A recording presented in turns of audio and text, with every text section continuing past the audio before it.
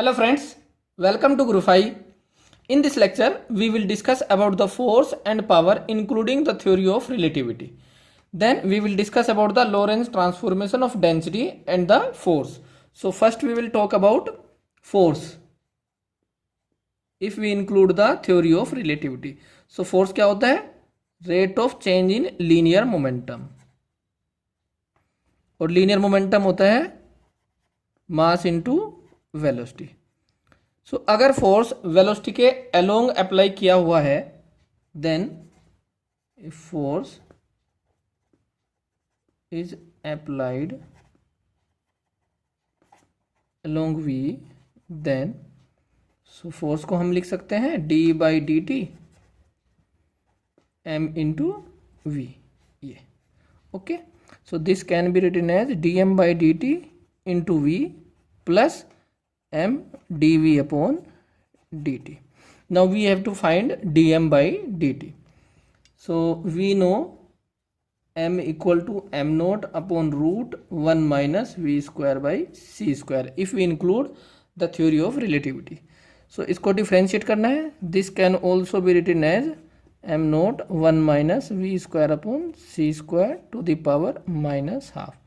So differentiate करने के बाद क्या आएगा ये D M by D T M naught minus 1/2 outside 1 minus we square by C square to the power minus 3/2 minus 2v D we by D T upon C square.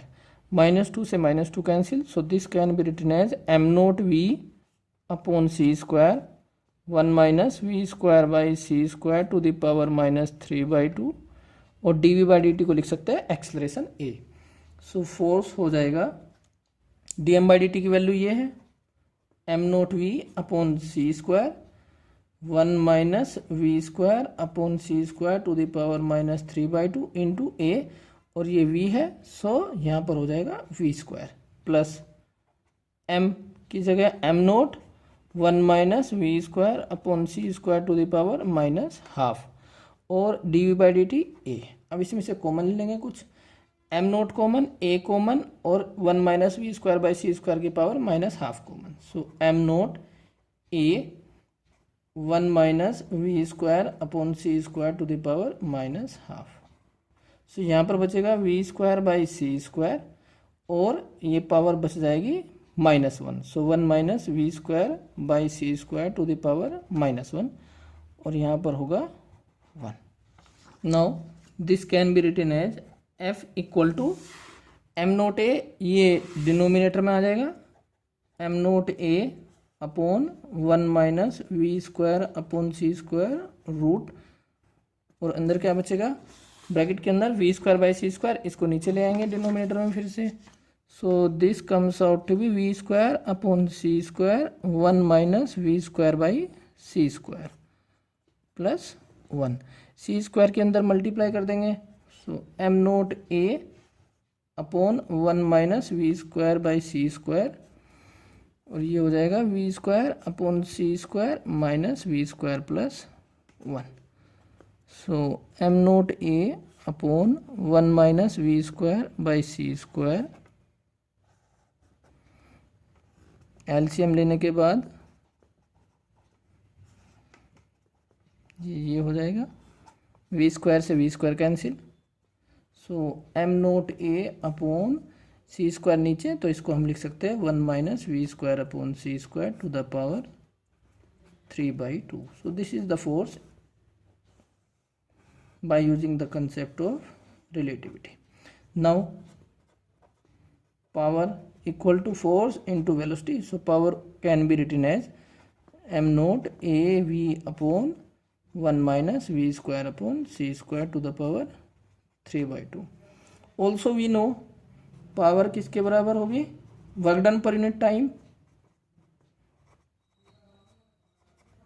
या total energy पर unit time या rate of work done. So इसको हम लिख सकते हैं m c square change in energy पर unit time. So c square d M by D t और पावर क्या है अगर हम लिखे so f dot v. So हम फोर्स को पावर की फॉर्म में भी लिख सकते हैं. dm by dt into V plus M dv by dt, ऐसे लिख सकते हैं ना। सो ये हो जाएगा m into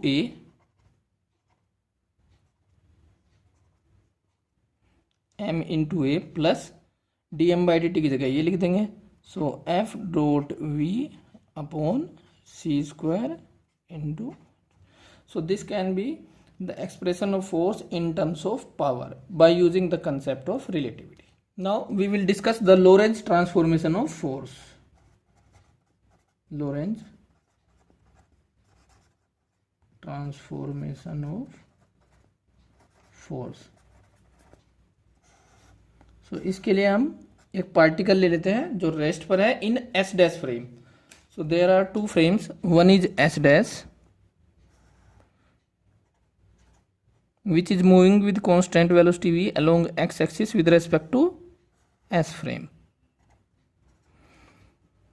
O dash. Suppose एक पार्टिकल है जो S डैश फ्रेम में कैसा है, रेस्ट पर. Particle at rest in S dash. So जो मोमेंटम होगा पार्टिकल का S डैश फ्रेम में, सपोज कितना है P डैश, और वो कितना होगा 0. So P dash will be 0. momentum in S dash frame.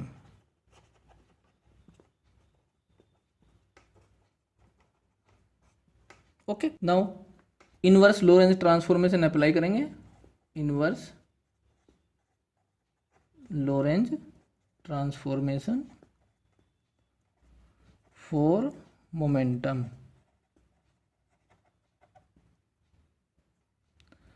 Px equal to gamma p x dash plus e dash v upon C square, जहाँ पर ई डैश है energy of the particle in S dash frame, और p y equal to p y dash and p z equal to p Z dash, और t dash की terms में gamma, t की वैल्यू हो जाएगी gamma t dash plus x v upon सी square, और x की जगह एक्स डैश.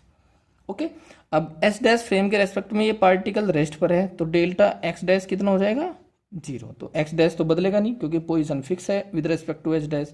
तो अगर इसको डिफ्रेंशिएट कर दें हम, तो ये हो जाएगा गामा डी टी डैश, और यहाँ पर डी एक्स डैश कितना है 0, तो इसलिए ये एक्सप्रेशन आ जाएगा डी टी और डी टी डैश में. डी टी डैश क्या है, प्रॉपर टाइम इंटरवल.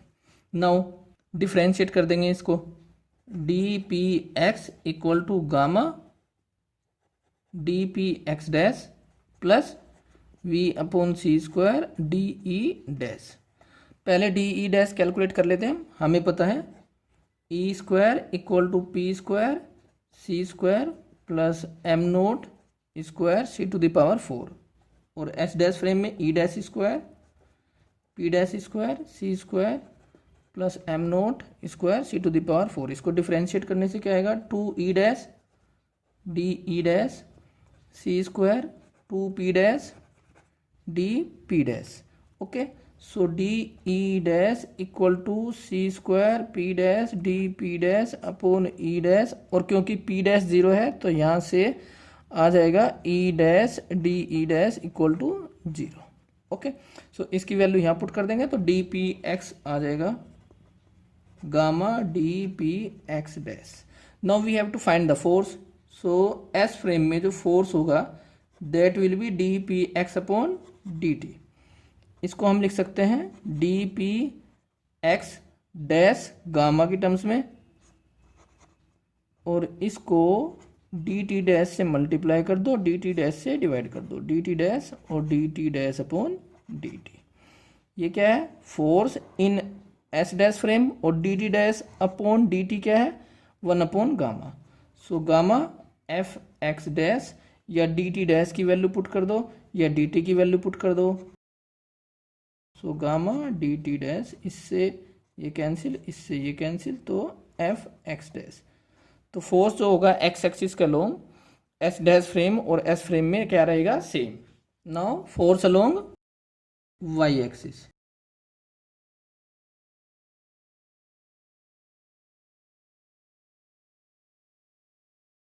और डी टी किसके इक्वल है, gamma D T dash. So gamma D T dash. ये क्या है F Y dash, so this comes out to be F Y dash upon gamma. Similarly F Z D P Z upon D T, D P Z dash, और ये है gamma D T dash, ये है F Z dash, so F Z dash upon gamma. So Lorentz transformation जो होंगे force के, X axis के along तो सेम रहेगा, वाई एक्सिस के अलोंग चेंज हो जाएगा और जेड एक्सिस के अलोंग भी चेंज हो जाएगा। एक जगह लिख लेते हैं इनको, F X equal to F x dash,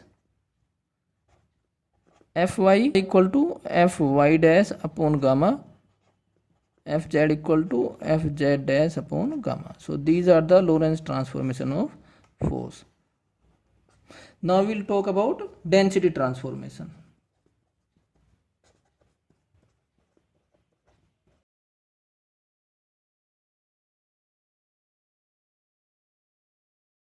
इसके लिए हम एक क्यूब कंसीडर कर लेते हैं एस डैश फ्रेम में जो रेस्ट पर है। ये सपोज एस डैश फ्रेम और एक क्यूब है जिसकी साइड लेंथ कितनी है L note, and this cube is eight rest in S dash frame, और इसकी जो साइड लेंथ है वो क्या है एल नोट। एल नोट क्या है proper length. Now S frame के रेस्पेक्ट में ये मूव कर रहा है v वेलोसिटी से, सो जो लेंथ होगी एक्स एक्सिस के अलोंग इस क्यूब की एल एक्स, वो किसके बराबर होगी L naught 1 minus we square by C square. किसका यूज किया हमने length contraction, which is also a consequence of Lorentz transformation. Y axis के अलोंग और जेड एक्सिस के अलोंग तो सेम रहेगी, that is L note. So initial volume S dash के respect में कितना है प्रॉपर वॉल्यूम, जिसको बोलेंगे हम L nought cube. Density rho nought, तो ये हो जाएगी mass M nought upon V nought, क्योंकि जो ब्लॉक है ये जो क्यूब है वो रेस्ट पर है, तो मास कौन सा होगा रेस्ट मास। Okay, now